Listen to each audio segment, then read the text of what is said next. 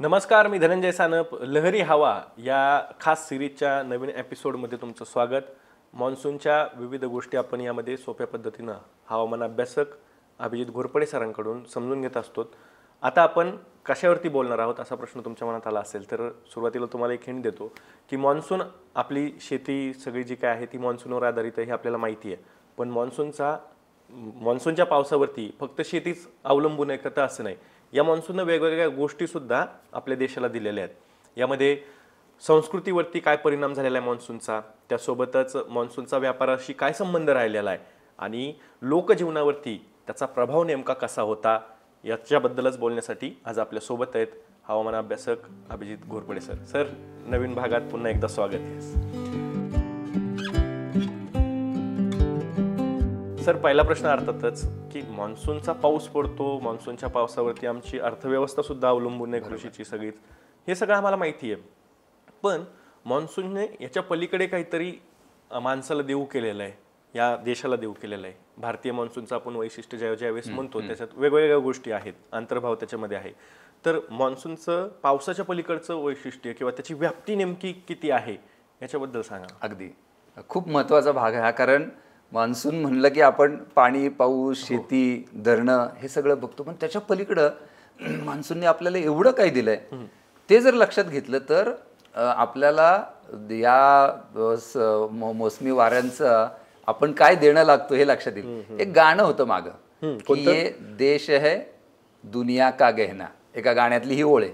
तर त्याला जर आपण दागिना म्हणत असू या संपूर्ण जगाचा आपल्या देशाला, तर तो दागिना घडवणारा कलाकार तो मान्सून आहे. एवढा महत्त्वाचा मान्सून आहे. कसा तर आपण पाणी, शेती, धरणं याच्याबद्दल बोललोच.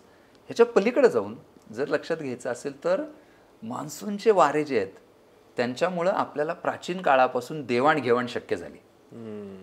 म्हणजे तुम्हाला जर इतर भागांशी तुमचा जर संपर्क करायचा असेल तर तुम्हाला एकतर रस्त्याने जावं लागायचं पूर्वी, जमिनीवरून तुम्ही जाणार, किंवा दुसरं कुठलं तर जलमार्गाने समुद्र प्रवाह ओलांडून तुम्हाला जायला लागणार.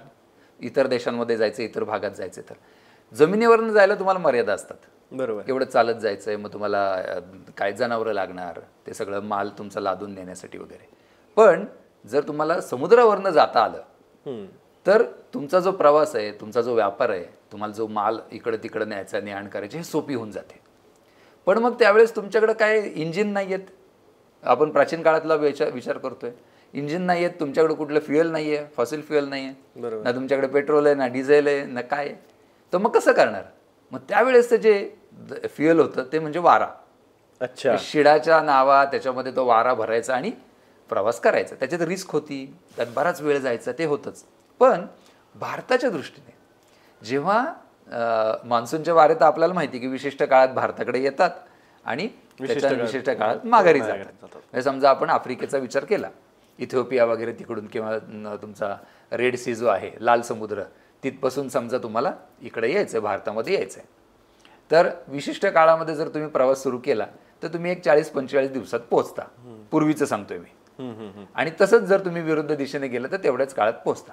समुद्रावरून तुम्हाला यायचं असेल तर तुम्हाला जेवढा काळ तुम्ही प्रवास करणार आहे तेवढ्या काळाचं खाणं, पाणी हे तुमच्यासोबत लागणार आहे. नाही तर समुद्रात तुम्हाला काय मिळणार? प्यायला पाणी पण नाही मिळणार. तर हे सगळं लादून नेण्यासाठी माझा जर प्रवासाचा वेळ जर कमी असेल तर मी बरोबर ते अंतर पार करणार. आणि हे जेव्हा वारं आपल्याला, मान्सूनच्या वाऱ्यांचा अंदाज माणसाला आला की हे या दिशेने वाहत असतं, त्या दिशेने मग आपला व्यापार जो आहे हे जेव्हा कळलं तेव्हा मग आपला व्यापार मोठ्या प्रमाणात वाढला. आणि ह्या वाऱ्यांमुळंच खरं तर आपण आपला सागरी व्यापार वाढवू शकलो, करू शकलो. आता ह्या व्यापाराने आपल्याला काय दिलंय? तर व्यापाराने प्रचंड देवाणघेवाण झाली. म्हणजे संपूर्ण जगभरात भारतातले जे मसाले आहेत, लवंग, दालचिनी, मिरी, तुमची जायफळ, हे सगळं जे काय ना, हे सगळं जगभरात पोहोचत होतं हे ह्या सागरी व्यापारामुळे. याच्या मार्गे रस्ते मार्गाने पण जायचं, पण त्याला मर्यादा होत्या. या व्यापारामुळे ते जगभर पोहोचणं शक्य झालं. आणि मग त्या सगळ्यामध्ये महत्वाचा फॅक्टर काय? वारा, मान्सून. मान्सूनच्या काळात यायचं, येणाऱ्या आणि जातोय तेव्हा जायचं. हे जेव्हा नंतर अर्थात त्याच्या पलीकडे व्यापार लोक करत होते, पण याच्यामुळे तुमच्या व्यापाराला गती मिळाली. तुमच्याकडे लोक यायला लागले, इथून बाहेर जायला लागले. जेव्हा एक्सचेंज होतो, जाणं येणं होतं ना, तेव्हा तुमचा समाज, तुमचा प्रदेश, तुमचा देश हा विकसित होत असतो. बरोबर आहे.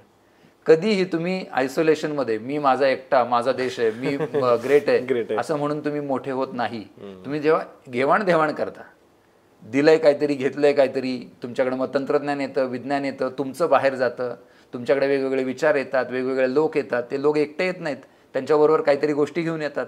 आपले लोक इकडून तिकडं जातात, ते काहीतरी घेऊन जातात. ही जी देवाणघेवाण होते ती मानवी संस्कृतीला सुद्धा समृद्ध करत असते. आणि हे या वाऱ्यांमुळे झालेलं आहे. त्याच्यामुळं एकूण व्यापाराच्या दृष्टीने तर याचा प्रचंड उपयोग झाला. आपल्याला माहित असतं, आपण अरेबियन सी मधला किंवा इंडियन ओशन मधला व्यापार माहित असतो. पण असा बे ऑफ बेंगॉल मधनं सुद्धा आपण दक्षिणेकडच्या अनेक राज्यांनी किंवा पूर्वेकडच्या अनेक राज्यांनी याच्यापर्यंत हे जे आपले आशियान कंट्रीज जे आहेत, म्हणजे तुमचं थायलंड असेल, कंबोडिया असेल, व्हिएतनाम असेल, हा जो भाग आहे तिकडे त्यांचा प्रचंड व्यापार होता त्या काळात सुद्धा. आणि ते सुद्धा कशावर शक्य झालं? मान्सूनच्या वाऱ्यांवरच. म्हणजे तो मान्सूनच्या वाऱ्यांनी तो एक्सपर्टाईट केला, तो जास्त त्याचा वेग वाढवला. अशा प्रकारे खूप मोठ्या प्रमाणात या वाऱ्यांचा प्रभाव आहे.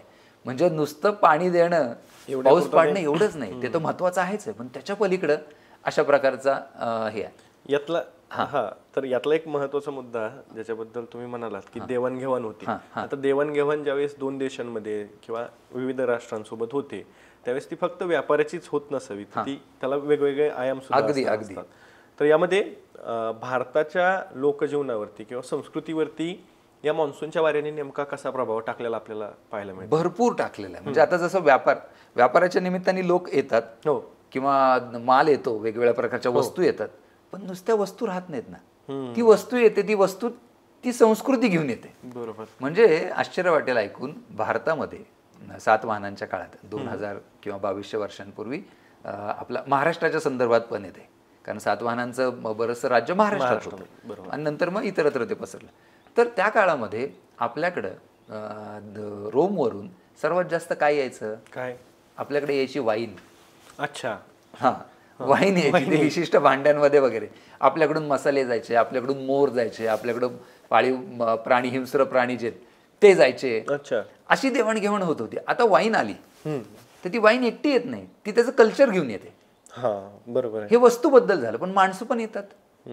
तसे भारतामध्ये वेगवेगळे विचार आले, वेगवेगळे धर्म आले.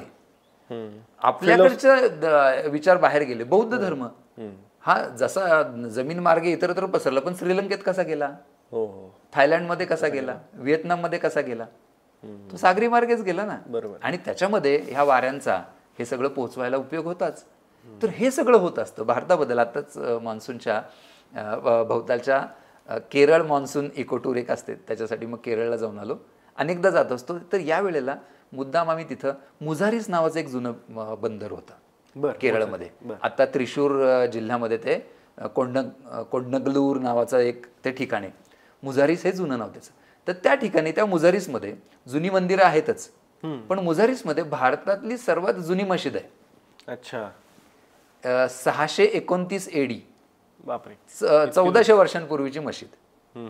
पेरुमल नावाचा राजा तिथला, तो भारावला गेला. त्याला त्या काळात याच्याबद्दल, इस्लामबद्दल आकर्षण होतं. मग तिथं गेला, त्यांनी इस्लाम स्वीकारला, इकडं आला, मशीद बांधली. ती मंदिरासारखी दिसायला दिसते बाहेरून, कारण आर्किटेक्चर इथलंच ना.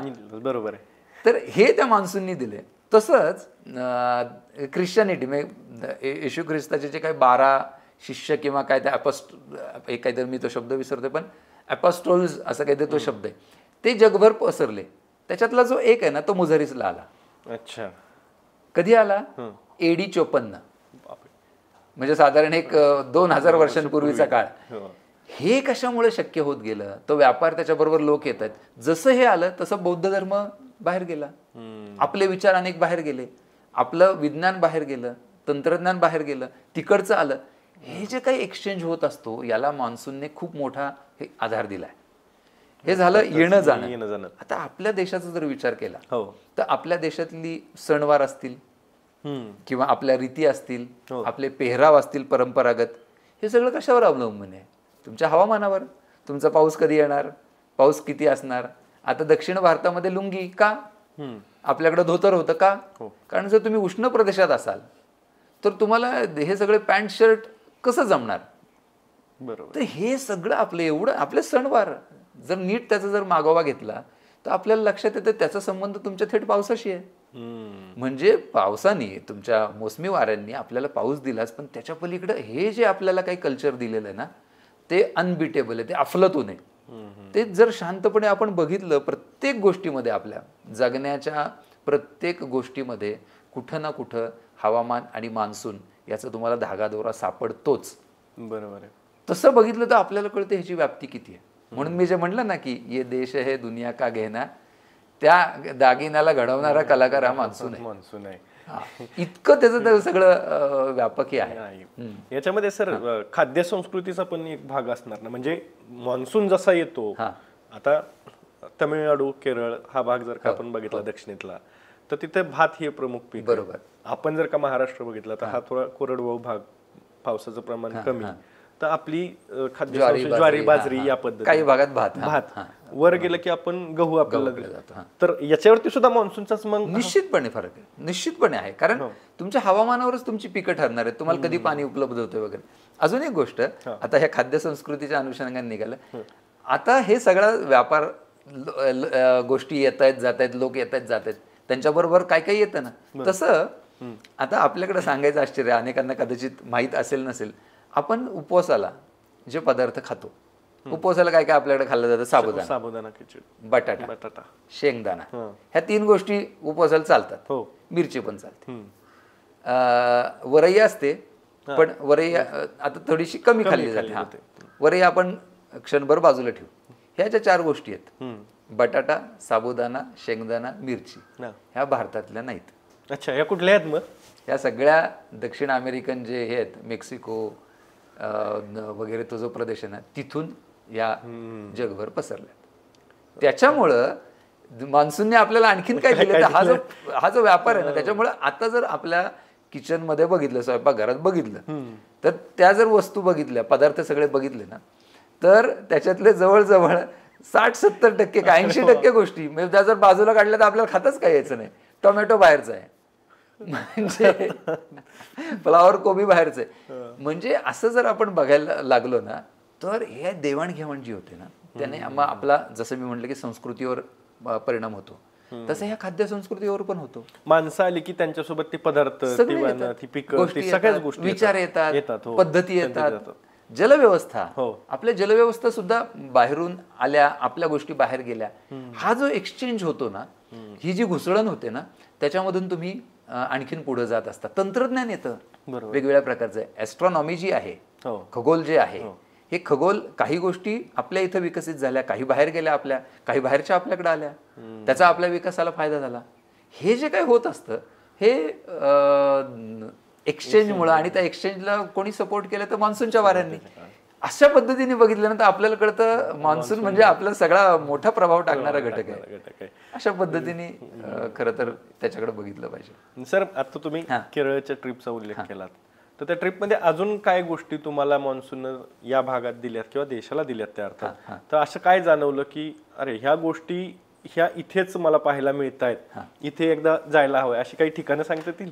अगदीच, नक्कीच. म्हणजे जेव्हा तुम्ही तिरुअनंतपुरमला जाता, म्हणजे ज्याला त्रिवेंद्रम म्हणतो, केरळची राजधानी, तर तिथं पद्मनाभ स्वामी मंदिर आहे.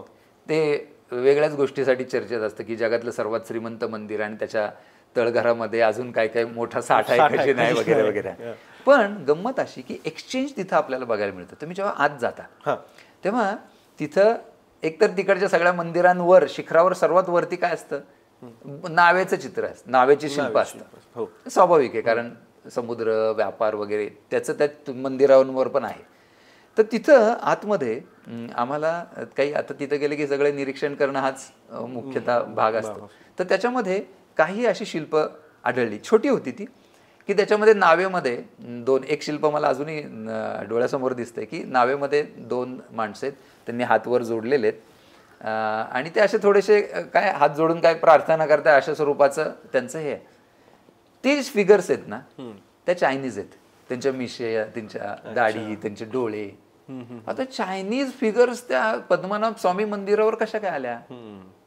व्यापाराच्या निमित्ताने लोक येत होते, आणि त्यांना जर तुमच्या समाजाशी कनेक्ट व्हायचं असेल तर काय करतो आपण, समाजातलं जिथं कुठं मान्यता आहे त्या गोष्टीला तुम्ही हे करायचं, त्याला दान द्या किंवा तुमचा कोण राजा असेल, तिथला प्रमुख कोण असेल त्याला काही भेट द्या, म्हणजे तुम्ही त्या समाजाशी एकरूप होता, जोडून जाता, हे बघायला मिळतं. तसंच आम्ही त्याच्याच जवळ, त्या राजाचं नाव मी विसरलो, त्रिवेंद्रमच्या जवळच काही राजवाडे आहेत जुन्या काळातले.